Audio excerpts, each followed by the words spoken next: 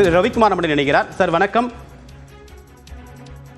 தற்போது பாஜகவுடைய வாய்ஸாக எடப்பாடி பழனிசாமி மாறிவிட்டார் என்று முதலமைச்சர் விமர்சனத்தை முன்வைச்சிருக்காரு. இதை பற்றி உங்களுடைய கருத்து என்ன? திரு எடப்பாடி பழனிசாமி அவர்கள் பேசியிருப்பது மிக அதிர்ச்சி அளிப்பதாக இருக்கிறது. ஏன்னா அதிமுக ஆட்சி காலத்திலேயே அறநிலையத்துறை இப்படியான கல்வி பணிகளில் ஈடுபடுவதை பற்றி எதிராக அவர்கள் பேசியதில்லை. குறிப்பாக செல்வி ஜெயலலிதா அவர்கள் மதமாற்ற தடை சட்டத்தை கொண்டு வந்தார், ஆடு கோழி பலி தடை சட்டத்தை கொண்டு வந்தார்.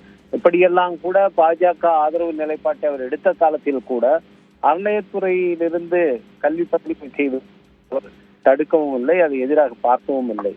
ஆனால் இன்றைக்கு முழுமையாக அதுவும் பாஜகவும் அல்ல, RSSம் அதனுடைய துணை அமைப்புகளும் என்ன பேசுகிறார்களோ அதையே திரு எடப்பாடி பழனிசாமி அவர்கள் தன்னுடைய கருத்தாக பேசி இருப்பது அவர் முற்றிலுமாக இந்த கட்சியை அதிமுக என்பதிலே இருக்கிற திராவிடம் கொள்ளையே ஒழித்து கட்டிவிட்டார் என்றுதான் பார்க்க தோன்றுகிறது. இது காலப்போக்கிலே அவரே இந்த கட்சியினுடைய இதுவா தொடர்பானால் அந்த அதிமுகவை பாஜகவோடு இணைப்பதற்கு கூட அவர் தயங்க மாட்டார் என்பதுதான் இதன் மூலமாக தெரிய வருகிறது. அதிமுக என்கிற ஒரு கட்சியே அவருடைய தலைவரால் அந்த கட்சியே இல்லாமல் போய்விடும் என்பதற்கான ஒரு அறிகுறி தான் இந்த பேச்சு.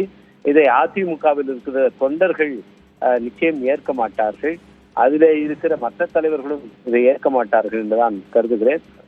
இது முழுக்க முழுக்க இன்றைக்கு அவர் எந்த அளவுக்கு அந்த பாஜக இல்லை, அவர் முழுக்க தன்னுடைய சுய அடையாளத்தை இழந்து நிற்கிறார்.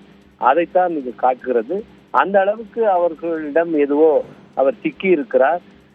இது ஒவ்வொரு மாநிலத்திலும் பாஜக தன்னுடைய கூட்டு சேர்கிற கட்சிகளை இப்படித்தான் கபலீகரம் செய்தார்கள். இன்றைக்கு அதிமுக என்கிற கட்சியை 2027 தேர்தல். உங்களுடைய கருத்துக்களுக்கு மிக்க நன்றி திரு ரவிக்குமார்.